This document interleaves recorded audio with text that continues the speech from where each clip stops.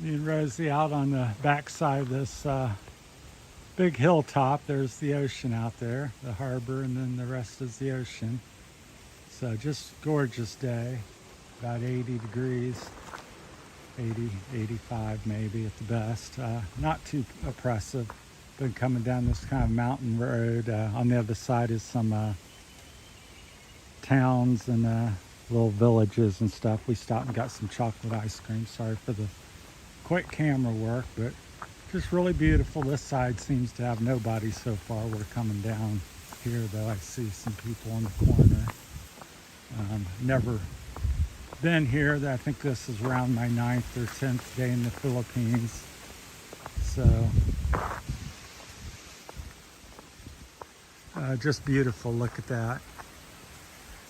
I don't know if it captures it all, but the ocean, big hill here on the right, massive mountain over there. I'd say them are about in the 4,000 foot range of height. And there's some right behind us. We actually are on coming down the top of one of them hills as well. So Rosie's found some native plant here. So what's this called? Hadjus, we're gonna eat the young one. What's it called again? Hadjus. Hadjus. It's some kind of Cadjuice. bean. So she seems to know most of the native plants. So she says it's yummy if you get something tender. Yeah. Kind of looks like a soybean style pod. If you see it on there, see there's a little pod, like a little bean or soybean pod. So just beautiful out here. You have the nature of the Philippines, and been to one waterfall, Sikiman or something like that, Sikimon Island, and swam there in the ocean yesterday, and yeah, just beautiful. And there's the hillside we're on. We were at the top there a few minutes ago.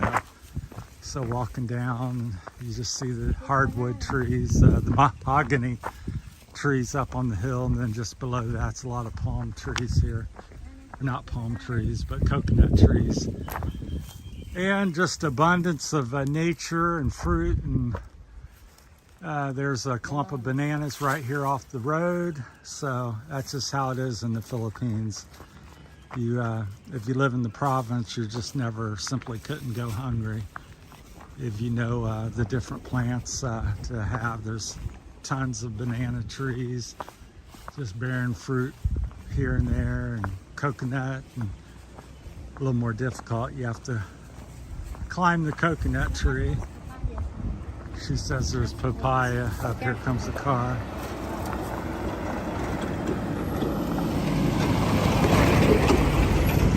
She says them are papaya trees there on the, I guess the smaller trees. Oh, here, right there. I'll zoom in on a minute for you.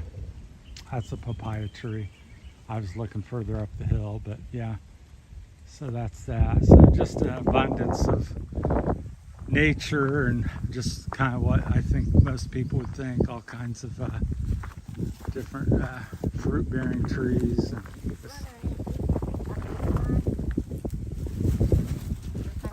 You can boil this and make what can you make? Some sort of tea? no, for meat. Oh, meat. So it has there's another little clump of bananas. So in that tree there, you can kind of, if you can see it, I'll zoom back in on it again. Right there. That's what they look like if you don't know. So I'd never seen any in the nature in my life until I came here. So seen them, pictures of them, and of course you see in America what you get in the stores, and they're much about the same size around, but much shorter here. So I've been eating quite a few of them. Probably had 2 or 3 dozen here the past week since I've been here. So I don't know how the camera is working here with the drying action. Coconuts on most of these trees here. So just an abundance. That's somebody's house there. So they own that, and I'm sure they harvest it and do different things with them. So coming down the mountain, and there's a big one across there, and that's where we've come from, back up that way. So been loving it. Went and another little quick story. She had some friends she hadn't seen in 25, 30 years, and we went over and asked where they lived, because we weren't quite sure anymore, and people directed us, again, friendly nature of the Philippine people.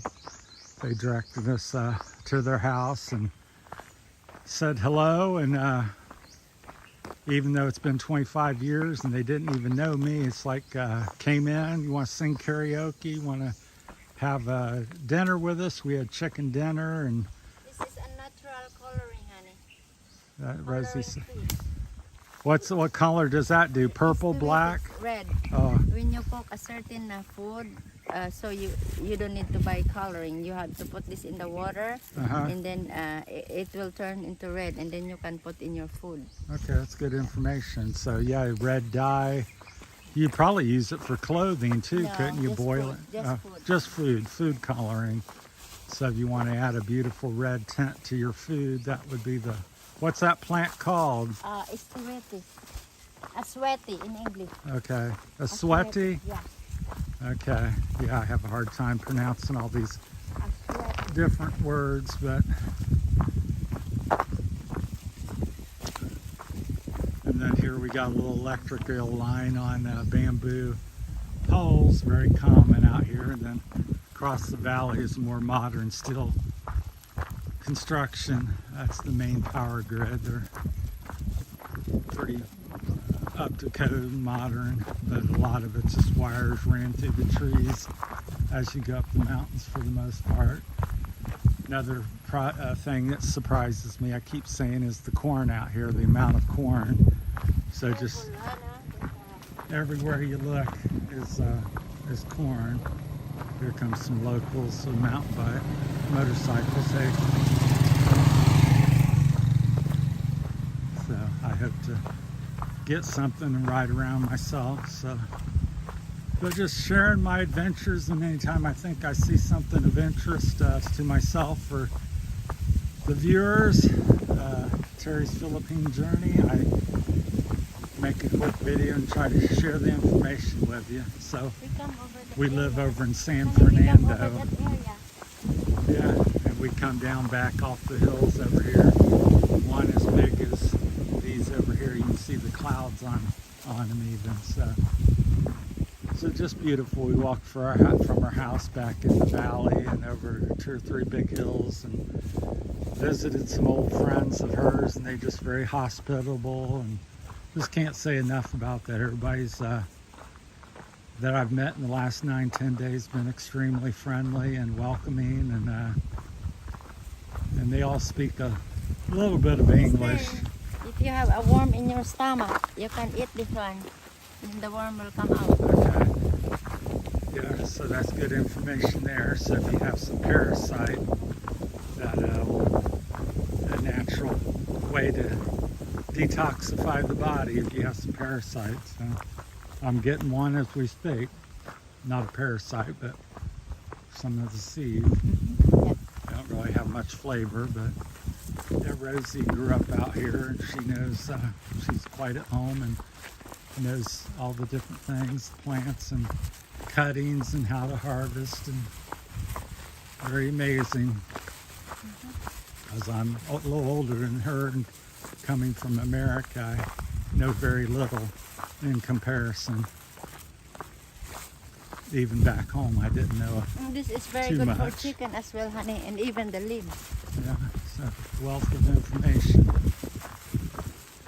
And it seems like everybody out here pretty much knows stuff. Even a 10-year-old child will know to get these plants and different things. So find it quite interesting. There's the corn. And all this field you see, I mean, there's probably 10, 15 acres here, which would probably be about maybe 3 to 5 hectares. They call them hectares in the Philippines, which 1 hectare is like 2.5 acres or approximate, something like that in America. But all this corn is hand picked, hand planted. Each year is hand harvested. There's no machine used, and they just plant these on top of the top of the hills and just anywhere. So even in America, you couldn't even get a tractor on a lot of this terrain. At least I don't think so. Not harvesting, because it's fairly rugged.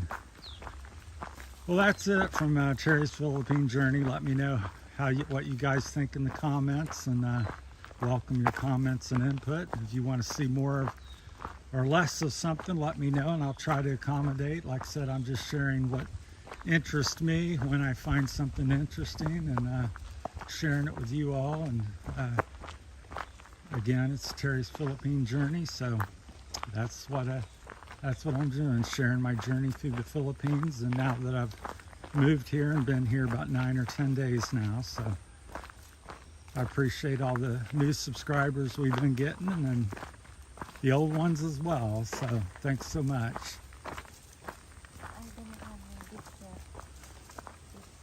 All right, we're going to call it off here, and see you in the next one. Thanks.